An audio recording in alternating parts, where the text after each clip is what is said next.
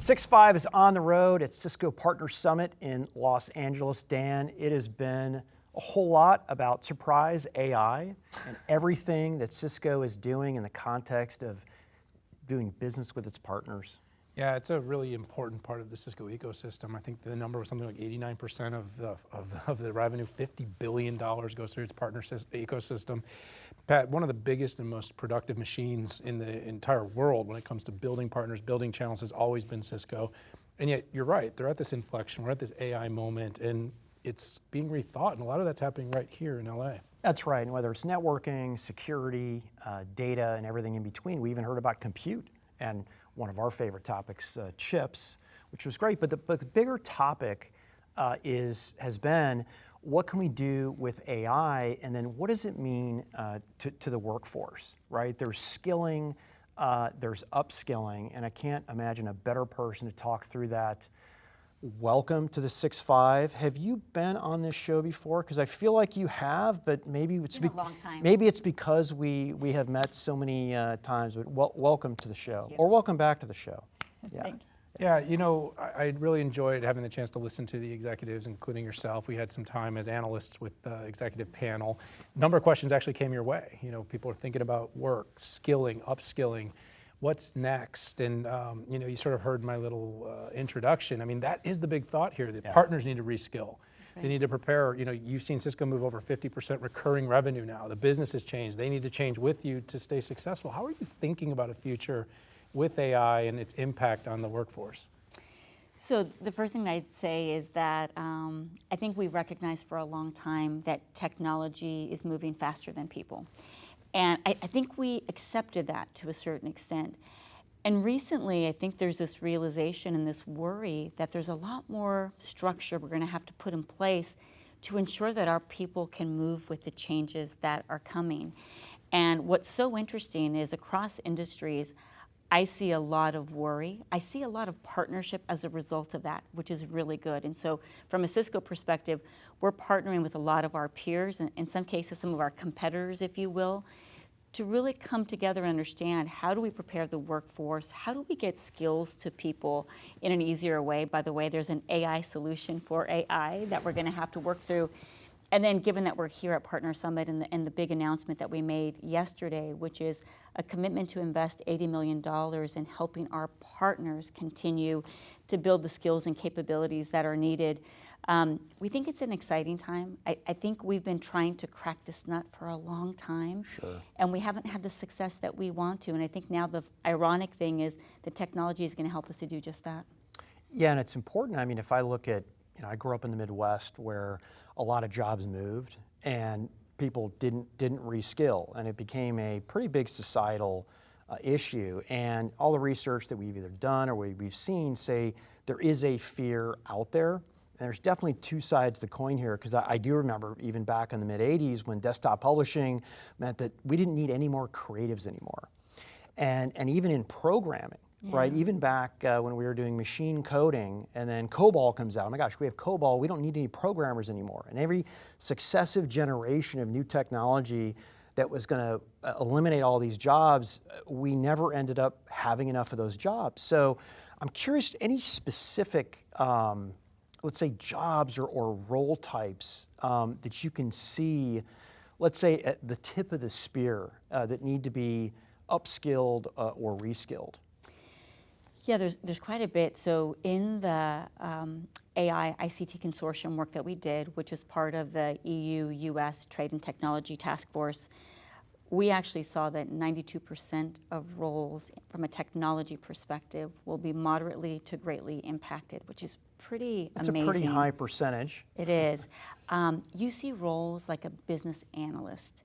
That's a really good example of a role that's tip of the spear and is going to change pretty significantly, because a lot of the role in the past was doing the research, which is now so easy for people to get. Right. And so some of the work that's happening behind the scenes at Cisco, and I think more broadly, is this conversation around, okay, so what are the skills needed for the role, and then how many people will you need? And so if you have 300 people doing that today, how many will you need?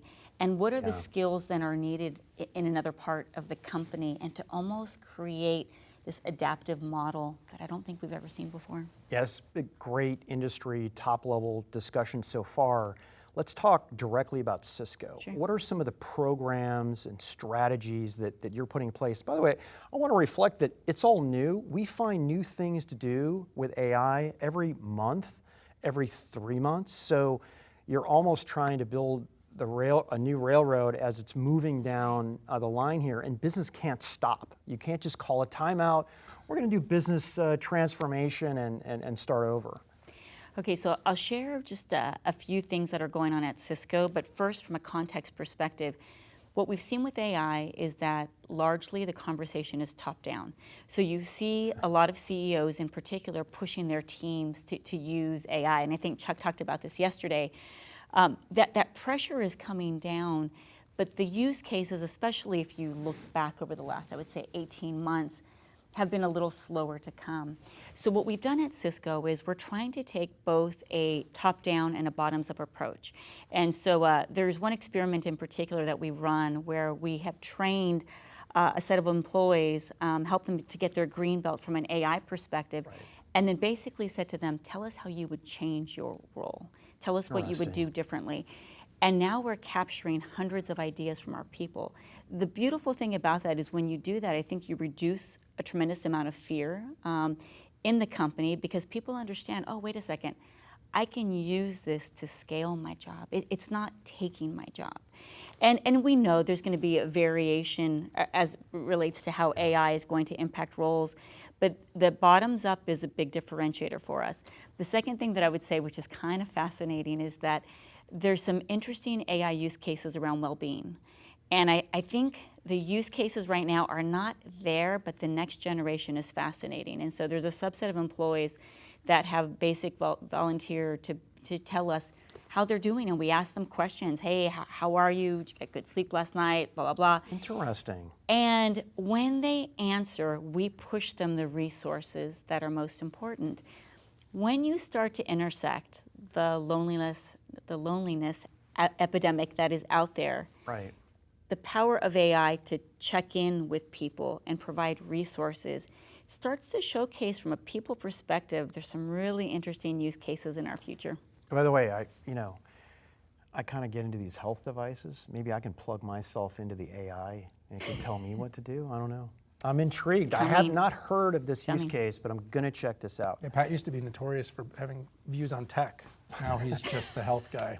But it's interesting that you're kind of talking about the human element of it and the people element and kind of how people are feeling. In a world where we're so connected, there is sort of this kind of loneliness. You know, we're all a little dopamine addicted now. We're all kind of constantly checking our signal. You know, we kind of laugh at times about getting away. I'm interested, you sort of indicated this, but more at scale, right, as Chief People Officer. And what's your feeling of the sentiment of an org right now as people are sort of watching this tech barrel down the proverbial rails that Pat talked about? Like, what's your feel? Are people nervous? Yes, and I think they were more nervous 2 years ago. And so what that tells me is with additional proximity to technology, with additional use cases and understanding, they're getting more comfortable. Just like everything else, I don't think there's going to be a standard way in which AI impacts roles. And so it's going to be different. It's going to come at a different speed, org by org. But I feel like there's more comfort. I also think that there's a realization now that we can leverage AI to be more human in the workplace. And so things like we all learn differently. I'm a very visual learner, as an example. A lot of training isn't really meant for me today. In the future, it will be. And so I think we're going to be able to take a lot of what we do and customize it to people. And so my hope is that as we go through the journey, as our people are able to experiment and learn more, some of that fear is going to subside. Francine, I want to, you and I, when we first met, I don't know exactly years, I don't know, it was a decade ago or it was 5, like 10 years ago, yeah. Cisco had been building, if I look back, I need to be careful of my words as an analyst, a super impressive internal platform to gauge the heartbeat of your organization. Is this where you're getting a lot of this? Are you leveraging that platform to see where they are in the context of AI?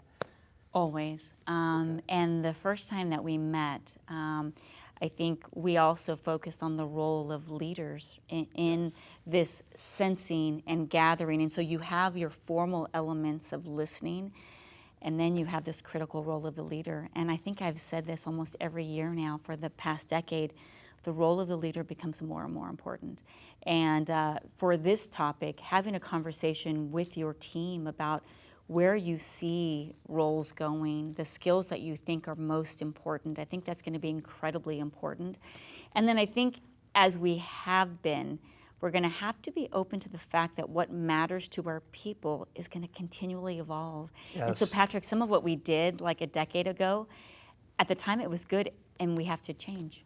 Right. Yeah, it never really does sit still. A little bit like technology, leadership in the era of technology has to sort of flow along with it. I imagine that knowing how fast, I don't know if you all kind of remember the law of diffusion of innovation and the amount of time it takes. And we've all seen these trend lines, and disruption to disruption used to be decades, and then it was a few years, and now it feels like every few months there's something new that's come out. Leadership has to move this fast. So how do you sort of envision this AI-powered workforce in the future? What do you recommend to leaders of your partner organizations, and of course within the Cisco organization to succeed here? So two things. The first is sometimes I get a little bit hesitant around, should we pull our leaders together to talk about this? And it's funny because every time we do, our leaders go, thank you, we needed that. And so I think we have to lean into communication even more than we're comfortable with. The second thing is we have to rethink training, and this is how we're thinking about it internally and with our partners. And I would say the approach that we're taking to our partners is the exact same content we're using internally. So we have done away with having different organizations building content. So it's one organization now. What was so fascinating is the training that we use for communities around the world, our Net Academy model, was a model where you would drop in the least amount of training to help someone land a role, and then they would build from that. It's kind of the opposite of what we've done within corporations. I actually think we need to adapt that type of model internally, where you basically look at someone and say, hey, for the next role, you just need to focus in these two areas, and that'll get you enough for the next jump. And then from there, you're going to do something different. And so I think we have to look at it from a bite-sized chunk perspective and not look at it as a big, bad training curriculum, because to your point, things are moving so quickly. Yeah, there was something along the lines that I remember there's these videos called Shift Happens. I'm sure you watched them over the years, and they talked about, like, if you went to school for computer science, by the time you entered your second year, everything you learned had already become obsolete. And by the way, these were like 20 years ago. I mean, now it's happening so much faster, but I really did love that she brought up the idea of people getting together. Because I can tell you, like, I have people on my team, I'm a little introverted. And so I'm not always a huge fan of the get-togethers, and they'll be like, you've got to get the team together. And every time you do that, though, you tend to come out, and everyone's like, there was so much, and so you can't do everything on meeting apps. You can't do, like, sometimes you just need to get in groups, which, by the way, I think that's why events came back in such a big way. It's so funny because I think today we want things to be this or that. So everything virtual, everything in person. And I don't think that's practical. I think we need to have the wisdom to know that for some of our teams, they're going to need the more frequent face-to-face touch points. You're going to need conferences to have the connects and the conversations. On the way here, someone pulled me aside with some feedback around something we need to do better. If we were in a big virtual session, I don't think I would have heard that.